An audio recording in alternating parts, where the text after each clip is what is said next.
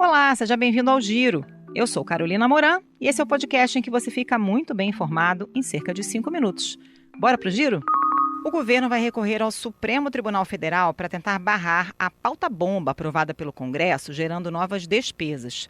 O Ministério do Planejamento calculou o tamanho do rombo se os 9 projetos que estão em tramitação forem aprovados. A reportagem é do Igor Cardim. A área econômica do governo calcula impacto de 111 bilhões de reais ao ano caso 9 projetos que criam despesas sejam aprovados no Congresso.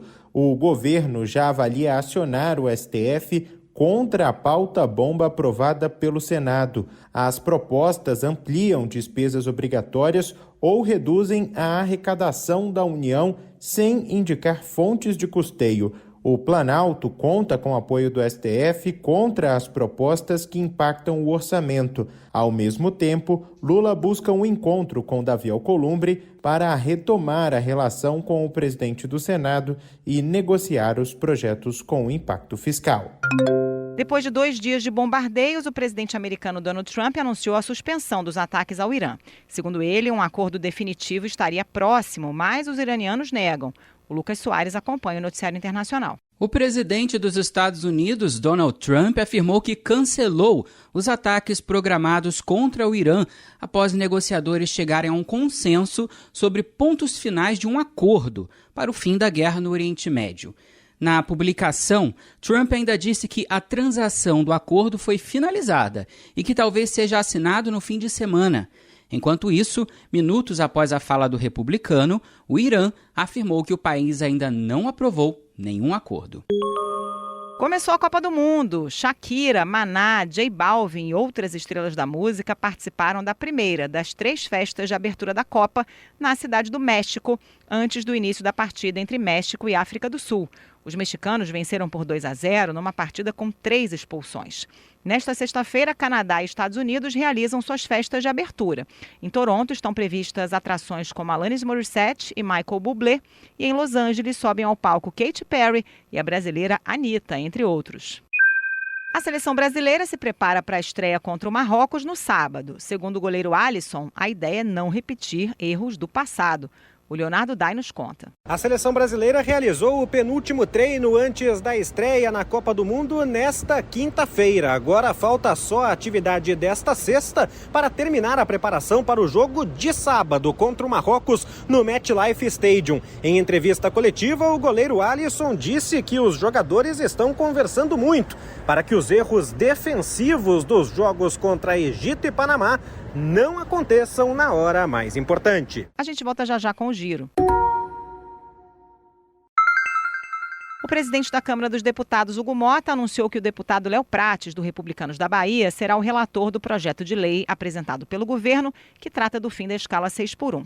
Enviada com urgência constitucional, a proposta está trancando a pauta de votações do plenário.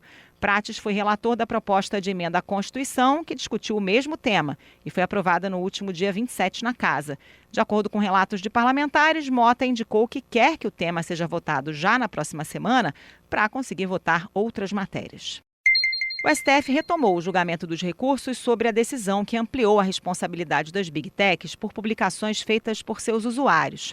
A Corte formou maioria para fixar um prazo para que as plataformas implementem as mudanças. A Samantha Klein tem os detalhes. O ministro Dias Toffoli mudou o entendimento e definiu que todas as plataformas precisam responder judicialmente no Brasil. Ele também determinou um prazo de 60 dias para a adequação das empresas. Os demais ministros votaram com o relator, mas abriram divergências em alguns pontos. André Mendonça questionou se deve ser estabelecida uma responsabilidade pelo que foi publicado por terceiros, mas os colegas não concordaram com a tese. O julgamento deverá ser encerrado na próxima quarta-feira. O PT enviou um pedido ao STF, ao Ministério Público Eleitoral e à Polícia Federal para que se investigue o filme Dark Horse, cinebiografia do ex-presidente Jair Bolsonaro, por desvio de finalidade e execução irregular de emendas parlamentares. O partido diz que há suspeita de Caixa 2, uso de recursos públicos e articulação internacional. Já a pré-campanha de Flávio Bolsonaro acionou o Supremo para que o presidente Lula seja investigado por ameaça e incitação ao crime. Em um discurso no último dia 2, Lula criticou Flávio por ter estimulado sanções dos Estados Unidos contra o Brasil. Nesse discurso, ele citou o enforcamento de Tiradentes e perguntou o que mereceriam o senador e seus aliados, a quem chamou de traidores. Para saber mais sobre as notícias que você ouviu aqui no Giro, acesse cbn.globo.com ou o aplicativo da CBN. Por lá tem as reportagens completas e análise do nosso time de comentaristas.